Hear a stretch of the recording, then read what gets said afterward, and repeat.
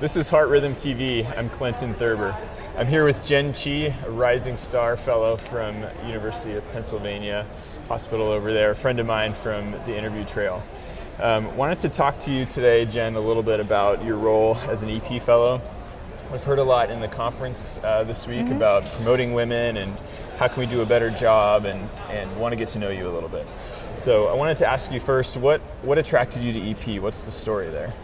I think I always knew I wanted to do something procedural, and so I always had my mindset throughout cardiology fellowship that it was either going to be down to cath or EP. But after scrubbing into the EP lab, I think there's just an amazing cerebral aspect to that field, as well as such a huge diversity of things you can do, ranging from ablations to devices, which are totally different ends of the spectrums. So I think that having that kind of variety in a day-to-day career is just very interesting and appealing to me, and so that's kind of what I was attracted to, why I was attracted to EP.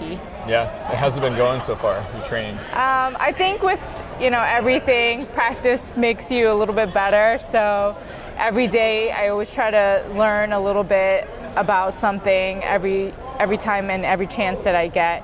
And I think it's been going well. I think 2 years is a very long time to add to additional 6 years. Yeah. And we've both been through this process multiple times, but I think it is rewarding to see the light at the end of the tunnel, and it's kind of nice to see yourself grow as a physician. Yeah. So like we alluded to, we've seen a lot of cool things about promoting women at our meeting this week. So first time ever we passed the gavel from one woman president to another woman president, symbolically retroactive to last year with HRS. We've seen a record number of women promoted to leadership positions and on committees.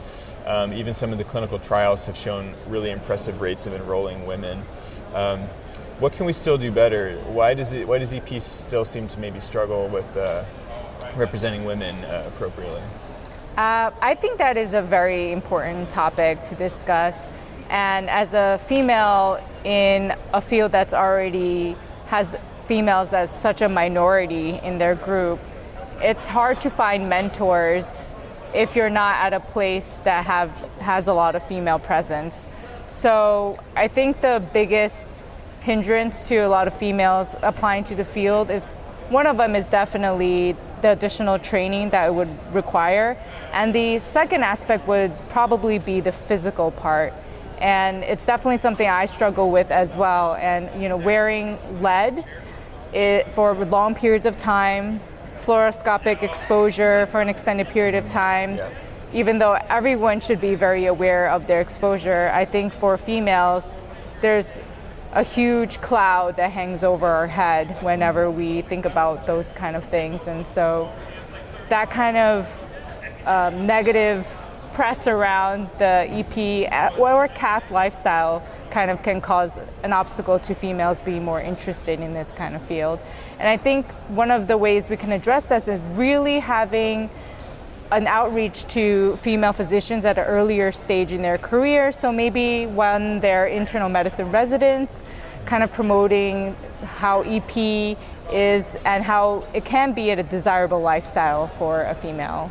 Yeah, I think you alluded to a couple things there. The long training path, I think, can be arduous and can put, I think, women especially at a disadvantage in considering that.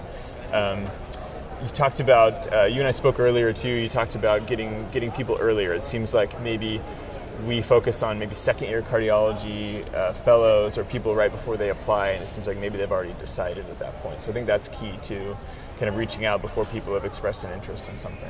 Yes, definitely. And highlighting the fact that a non-invasive lifestyle and an invasive procedural lifestyle can be similar in terms of giving you happiness in your career and providing a great work-life balance. You just have to find it. Yeah, true. There's after training is rigorous, but there's not as many emergencies, as say interventional cardiology, for example.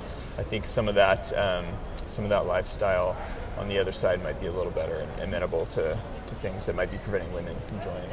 That emergency thing is key, though. Yeah, right. Yes. Yeah, it feels nice to not be kind of on the edge of your seat at home Yes. all the time. So What about obstacles yourself that you may have faced? You made an allusion to the long path.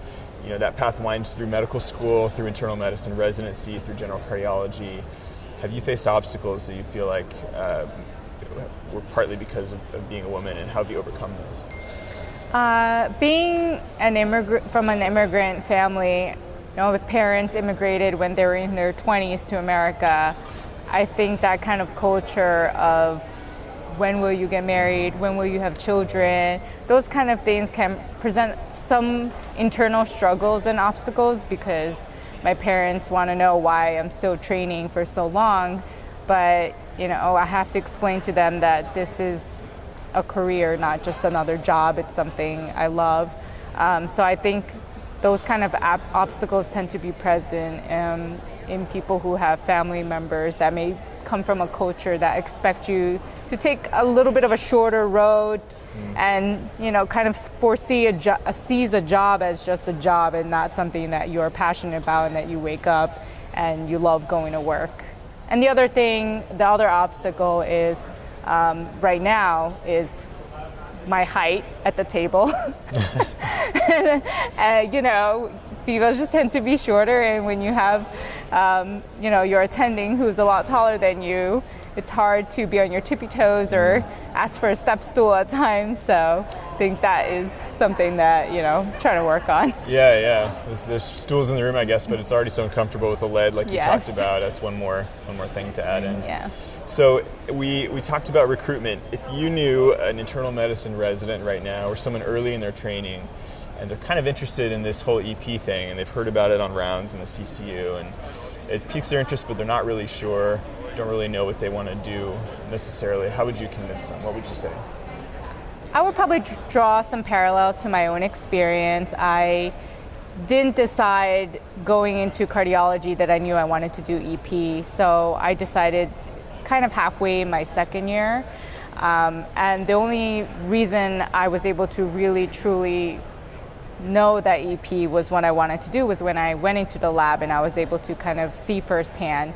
So I think it's important for the medicine, if you are approaching someone in their early medicine, internal medicine stage in their life, is just to have them come observe in the lab and have exposure to see what it actually is like doing an ablation, or what a device implantation truly entails. And I think that can be eye-opening for a lot of people. Yeah. That's great ideas. So this is Jen Chee, EP fellow at the University of Pennsylvania. Thanks for being a role model. Thanks for a lot of having us, me. And thanks for joining us today. This is Heart Rhythm TV.